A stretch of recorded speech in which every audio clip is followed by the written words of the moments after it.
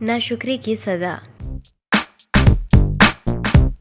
एक दिन बारहसिंघा जंगल में हरी भरी घास खा रहा था। पेट भर जाने पर उसे प्यास महसूस हुई। इस जंगल में शफाफ पानी की एक नदी बहती थी। बारहसिंघा प्यास बुझाने के लिए इस नदी के किनारे पर जा पहुंचा। जब उसने पानी पीने के लिए मुंह नीचे झुकाया तो शफाफ पानी में अपना अक्स नजर आया। अक्स देखकर बारहसिंघा बहुत खुश हुआ। उसने अपने सर पर मजबूत और लंबे सींग देखकर सोचा कि इन सींगों की वजह से मेरी खूबसूरती को चार चांद लग गए हैं। इसके जहन में ख्याल आया कि मैं जंगल का सबसे हसीन जानवर हूँ और सर पर सींगों का ताज भी है, इसलिए जंगल का बादशाह शेर को नहीं मुझे होना चाहिए। बारहसिंघा अभी अपने सींगों को देखकर खुश हो रहा था कि उसकी नजर अपनी पतली और कमजोर टांगों पर पड़ी। टांगों को देखकर बारहसिंघा एकदम अफसरदा हो गया और सोचने लगा, काश मेरी टांगे भी सींगों की तरह खूबसूरत होती। कुछ देर अपनी टांगों को देखने के बाद बारहसिंघा अपने घर की तरफ चल पड़ा। वो अपनी पतली टांगों को कोसता हुआ आगे बढ़ रहा था कि अचानक एक शेर ने उस पर हमला कर दिया। शेर को अपने ताक़ुब में देखकर बारहसिंघा जान बचाने के लिए घने जंगल की तरफ भागने लगा।